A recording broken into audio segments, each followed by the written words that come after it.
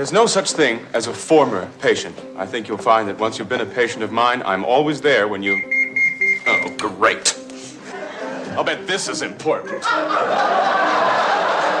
For 40 years, Cheers seemed to be the ideal sitcom, full of friendliness, humor, and a welcoming bar for all.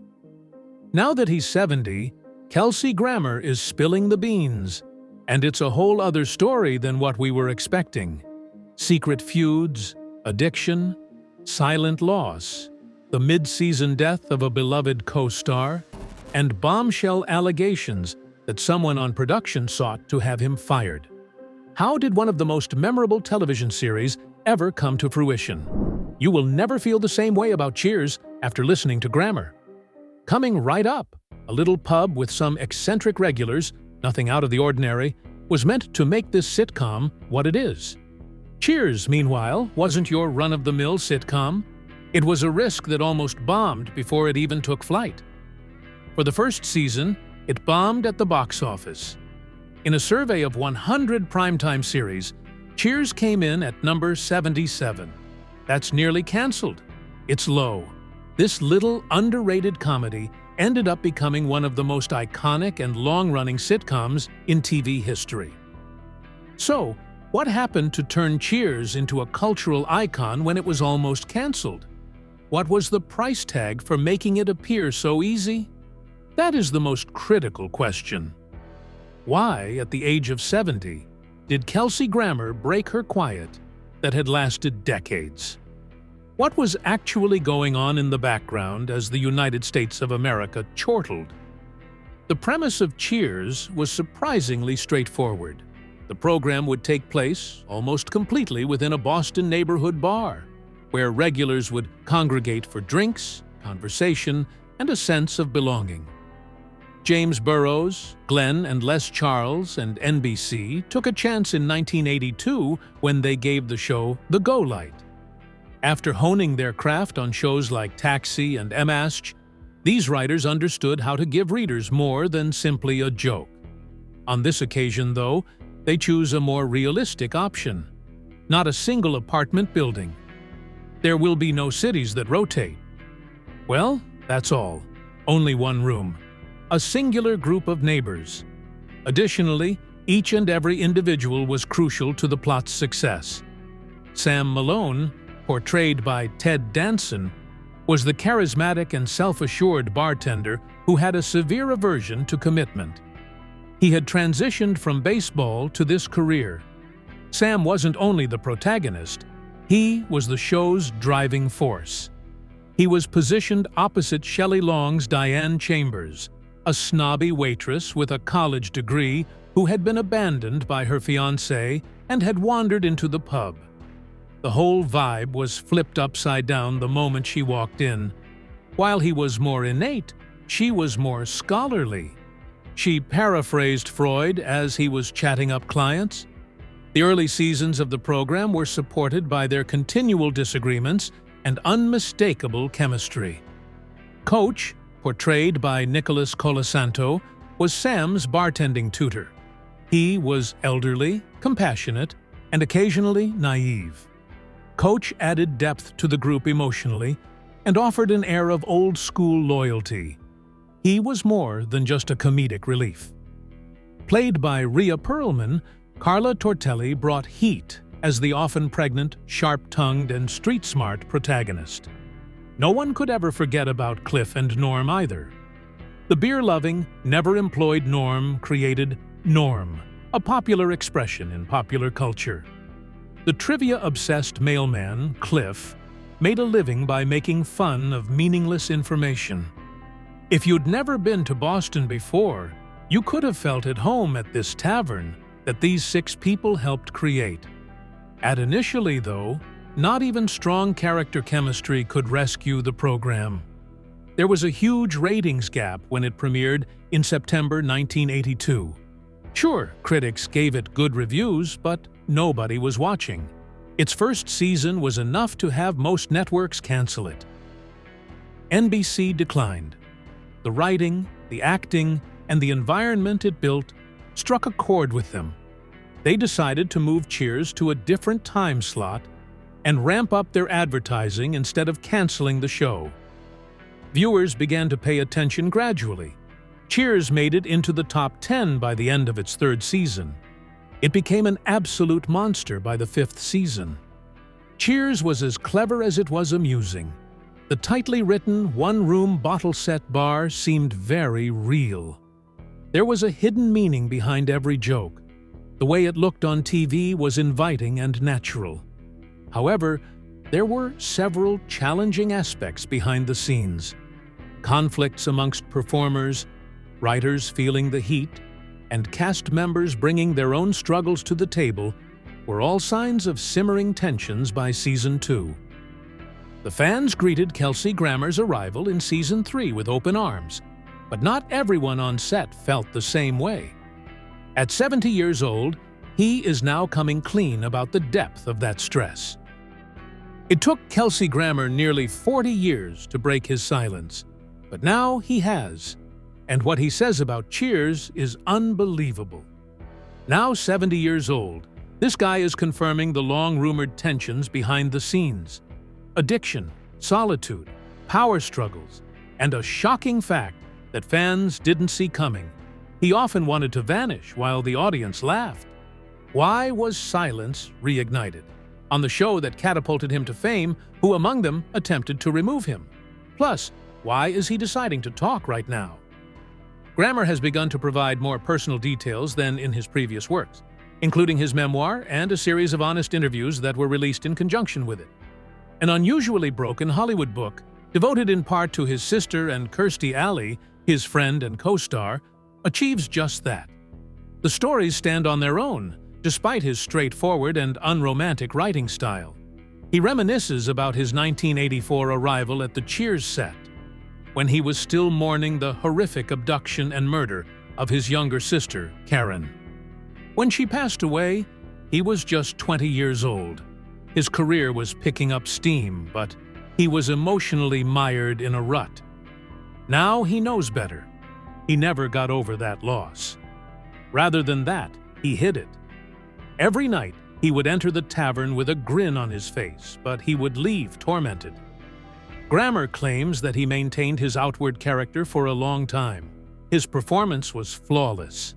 He grinned as expected.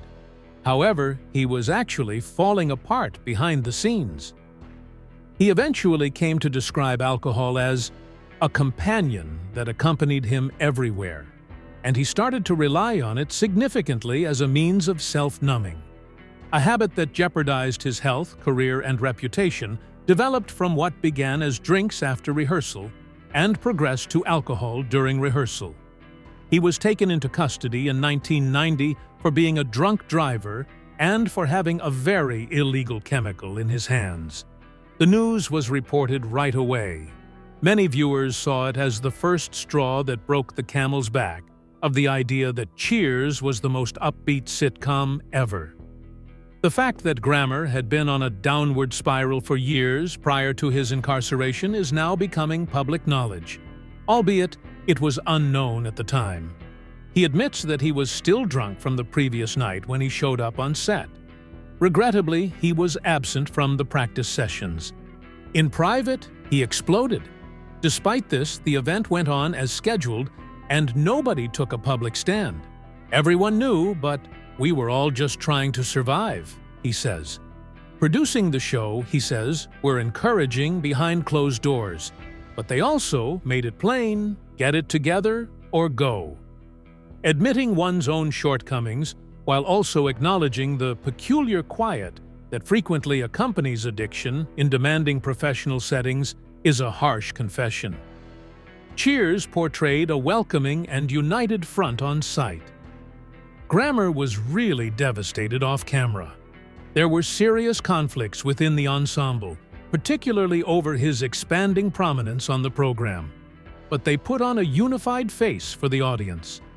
The connection between Grammer and Shelley Long, who portrayed Diane Chambers, is one of the most shocking details revealed in his recent interviews. As Frasier Crane, Grammer's character, grew more integral to the plots, fans began to wonder whether there was secret animosity between the two actors. Frasier was originally just going to make cameo appearances in a small number of episodes. However, the response from the crowd was instantaneous and quite favorable.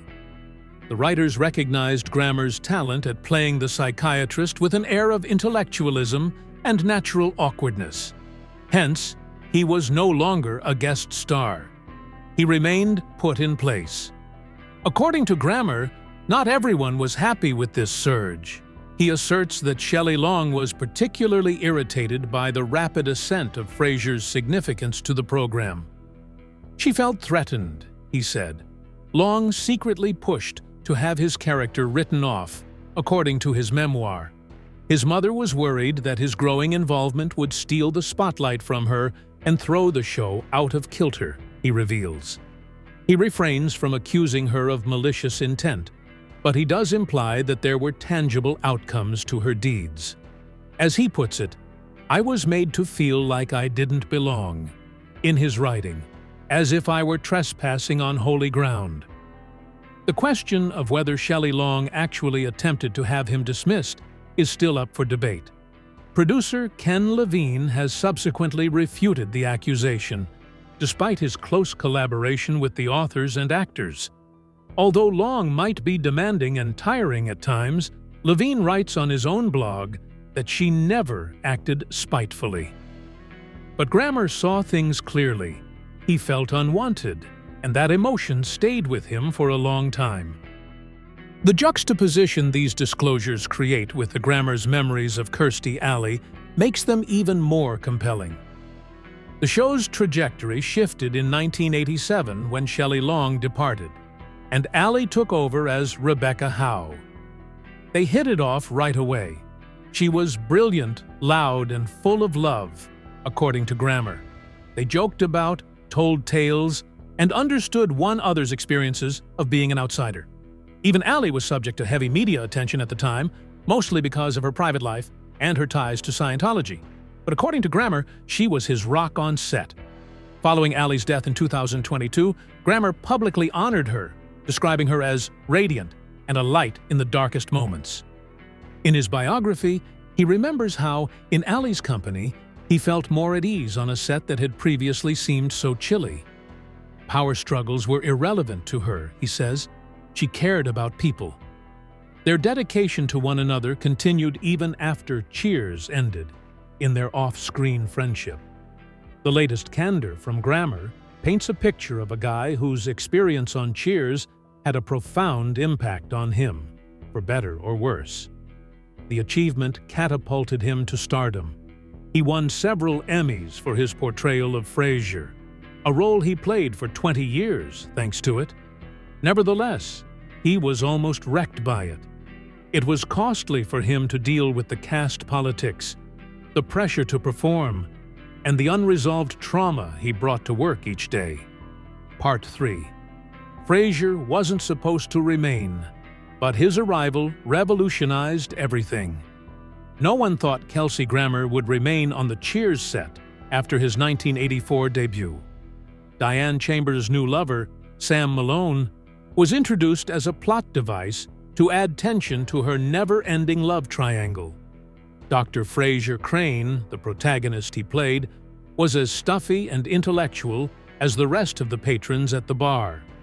There was an earlier script in which he would make a brief appearance, cause a stir, and then go without a trace. How, therefore, could a character whose original intent was to be a minor annoyance grow into a defining voice of the show and, subsequently, the face of a highly successful spin-off? The performance is the deciding factor.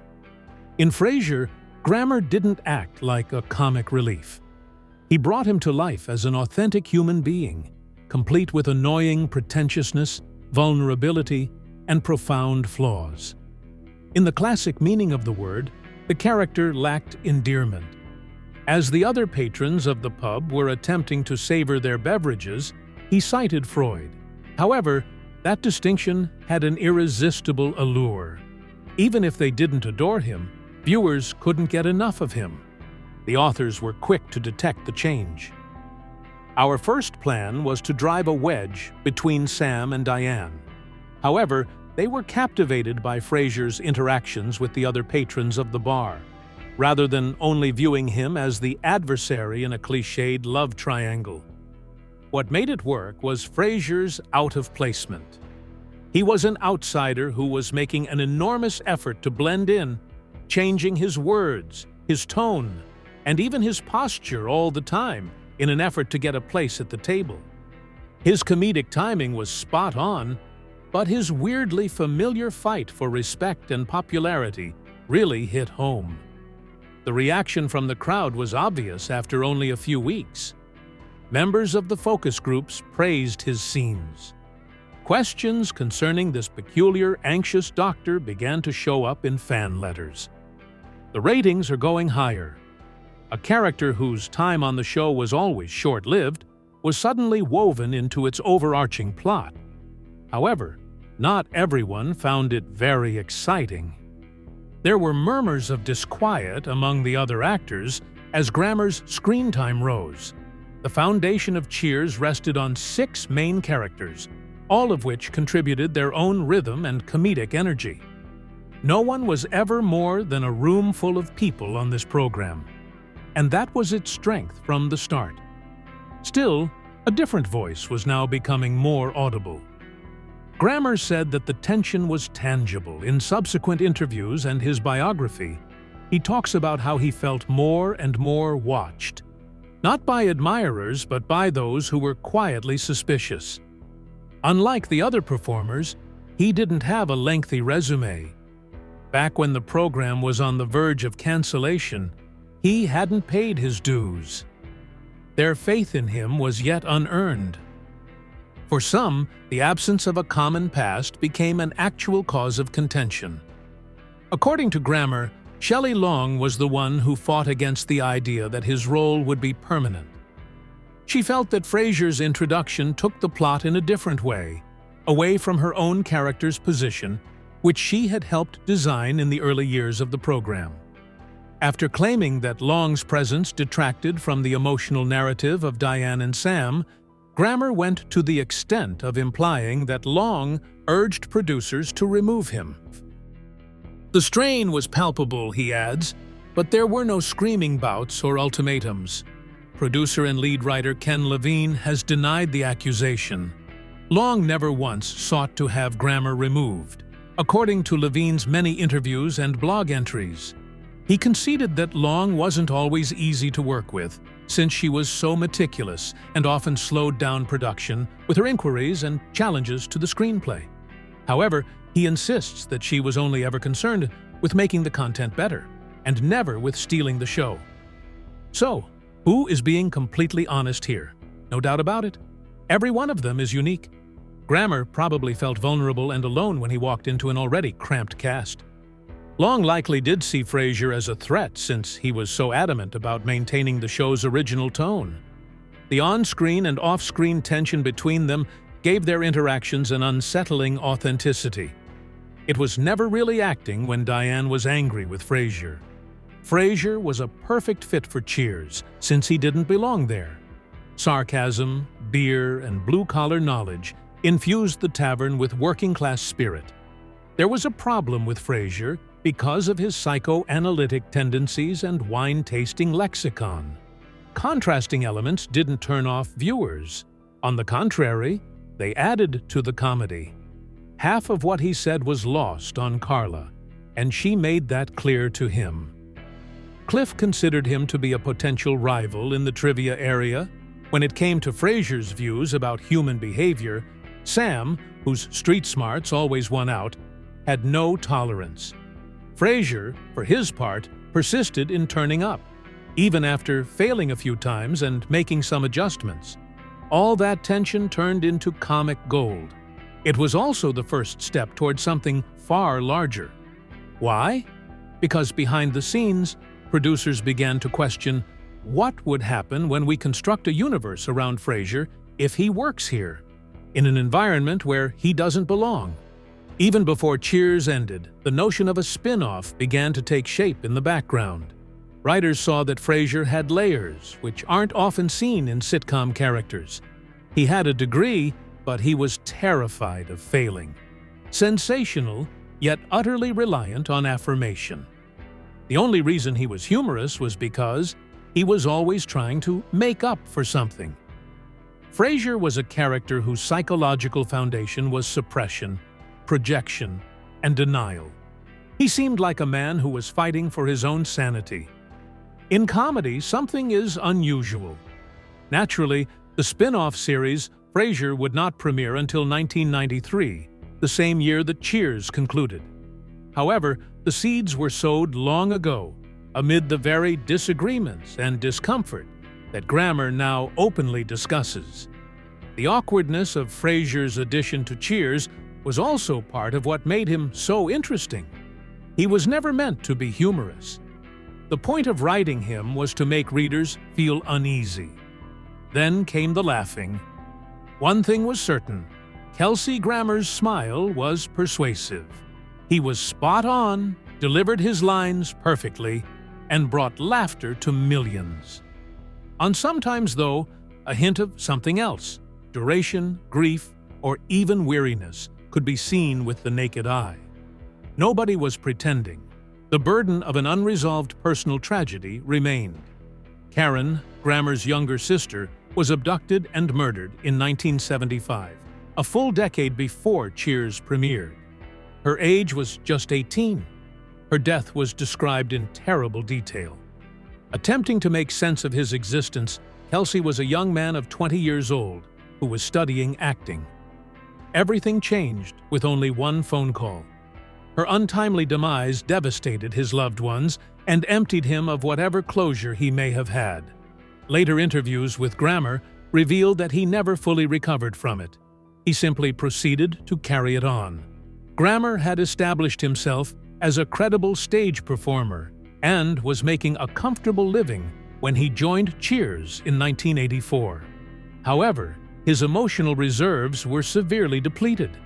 His arrival on set was accompanied by what he later referred to as a quiet storm inside, and that tempest intensified with the passing of time. The public began to take notice of him. In his own mind, he was falling apart. Soon after, he developed a dependence on alcohol, which became his getaway. The following morning, he had to bring it to the set in order to seem like everything was well. However, not everyone fell for it. His Cheers co-workers saw the transformation. On occasion, Grammer claims, he would show up in the mornings still inebriated or with a hangover. Regrettably, he was absent from the practice sessions. He neglected to read the table. Among the crew, suspicions circulated that something was amiss and that he was unable to cope with the strain. Up until 1990, however, no one mentioned anything publicly. Grammer was apprehended that year for DUI and discovered to be in possession of a highly illegal drug. He had to face the implications of his wake-up call. He was given a 30-day prison term. His personal demons were on full show for the very first time. He was depicted in the media as just another cautionary tale, a budding celebrity with an alcohol problem and an upcoming court case. The years of suffering that preceded that moment were not shown. The arrest did not halt Cheers, but it did cause a tremor among the actors. Some were there for him, quietly empathizing and supporting him. Others, as Grammer claims, were irritated. Their steady rhythm on the stage was the result of their hard effort. That was thrown off by his frequent absences, tardiness, and unpredictability. And some people just couldn't wait. There may have been ultimatums or formal meetings, but, according to Grammer, the producers made it plain after the arrest that they wanted him back, but only provided he took care of himself. A reckoning was about to occur. Even though Grammer would keep fighting his difficulties in the years that followed, he attributes his resilience to the framework of Cheers and the subtle sympathy of a few co-workers. He frequently discusses how the show provided him with direction. Even when he felt like crumbling, he was held together by the bar, the actors, and the rhythm of the show. However, he does concede that it did really help him. No one was going to inquire too much, so long as the tasks were being completed and the program was receiving accolades. The recognition did not stop either. Cheers had already achieved legendary status by the early 1990s, when it was one of the most beloved sitcoms of all time. Numerous Emmys were bestowed upon it. Viewers were captivated. Subsidiaries were established. But some of the actors were toting around a lot more than just costumes and scripts while they worked behind the scenes. They were burdened by past experiences, present addictions, exhaustion, and the immense strain of being constantly scrutinized. The filming schedule for the episode was absolutely non-stop. Live audiences expect multi-camera sitcoms, so accuracy and endurance are key. There was a last-minute modification to the script. Puns were changed as the show progressed. Practices were delayed. Even when the power was turned off, the tension remained high. Talk shows, press junkets, and unending scrutiny were all part of the schedule. The public scrutinized every weight gain, missed cue, and uncomfortable interview. Additionally, mental health was not widely recognized or discussed in the late 80s and early 90s. You persisted. You grinned. Perhaps you were described as difficult. Later on, Grammer characterized the Cheers set as having both positive and negative aspects. A lifeline, on the one hand, he gained structure, a sense of belonging, and happiness as a result. On the flip side, it concealed how bad his discomfort was, for the simple reason that he was not alone in his performance. Their laughter was perfectly timed, their rhythms were banging, and they each had their own invisible loads to bear. There was nowhere to go for a breakdown in character. You put something away for until you returned home. Even those closest to him were unaware of the depth of his suffering, as he has openly admitted. That was partly about protecting oneself. Shame played a role. Being the one who gets everyone laughing makes it hard to say you wish you could just vanish. He continued to wear the mask until it nearly killed him, just like many others in Hollywood. However, there was a break in the quiet. Sometime after Cheers ended, Grammer started to be more forthcoming about his personal issues. He has spoken openly about his sister, the trauma that he endured as a child, the ways in which acting served as both a refuge and a crutch, and the fact that not even the most popular TV program could heal his broken spirit. In doing so, he is providing an unusually candid look at the realities of surviving, not only in Hollywood but in life in general. Ernie Coach Pantuso played the role of the elderly ex-baseball coach turned bartender on Cheers. He had a knack for forgetting names, couldn't help but repeat himself, and had an unconditional devotion for every single client. His real-life counterpart, Nicholas Colasanto, was the model of calm humility and kindness. However, underneath that composed exterior lay a guy silently battling an internal struggle that only a select few on set truly grasped. Prior to his stint at Cheers, Nicholas Colasanto had worked in the industry for many years. He was no rookie seeking his big break. Rather, he was a seasoned filmmaker and performer who had been involved with dozens of TV series since the 1950s. Starsky and Hutch, Chips, and Columbo were among his other directorial credits before he landed the role of Coach. Everyone on the crews he was a part of adored him and valued his experience. On the other hand, Cheers provided him with more than simply employment. It offered him a character that became an instant icon in American popular culture. Being the show's emotional linchpin wasn't Coach's original intent.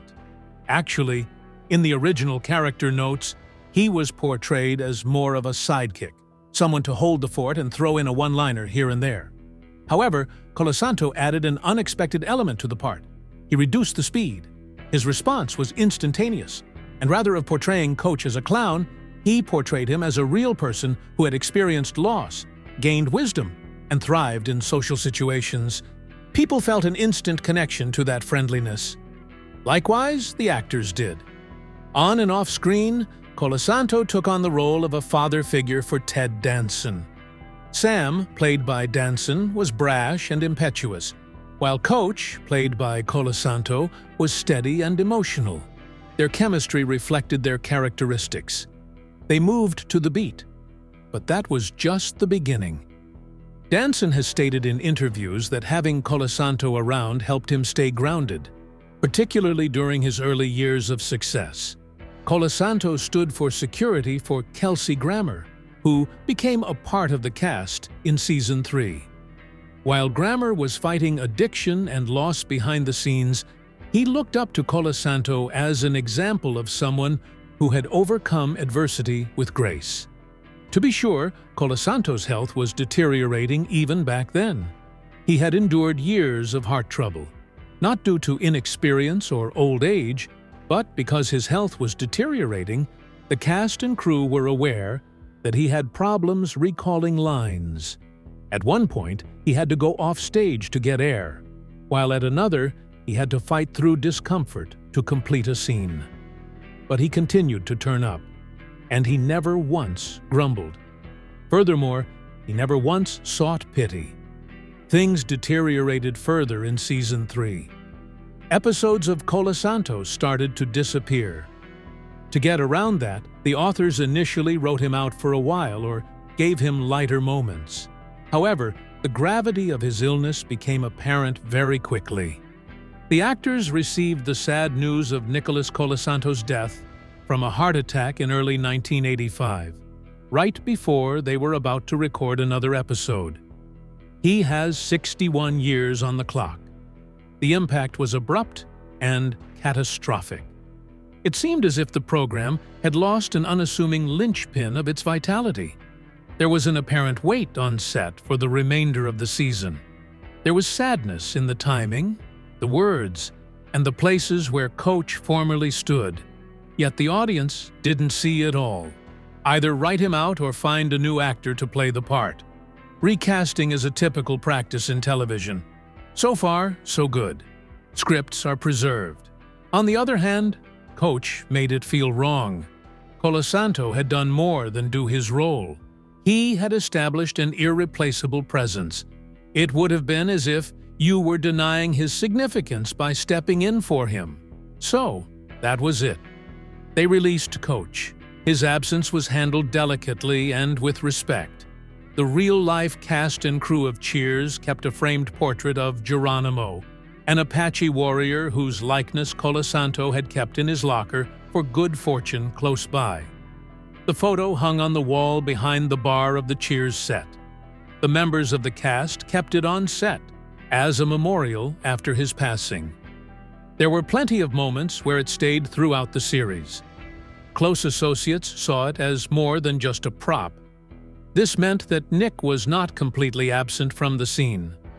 On a show that thrives off of the dynamic collaboration of its cast, how do you find a suitable replacement? The solution arrived in the shape of Woody Harrelson, a relatively unknown Texas actor who was cast as the innocent and youthful bartender Woody Boyd from Indiana.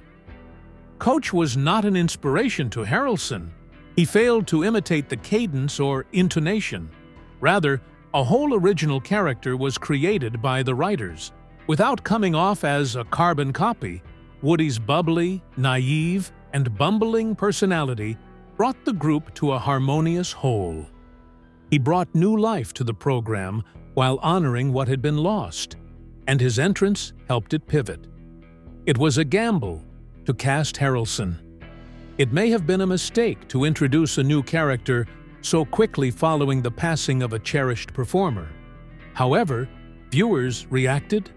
He hit it along right away with everyone on set, although Norm, Cliff, and Carla were his favorite characters. Additionally, Woody eventually became a beloved character in his own way. However, thoughts of Coach continued to nag at him even after he established his niche. Much obliged for your time. Please subscribe, like, and comment if you found this entertaining. For more thrilling entertainment, click on the next video.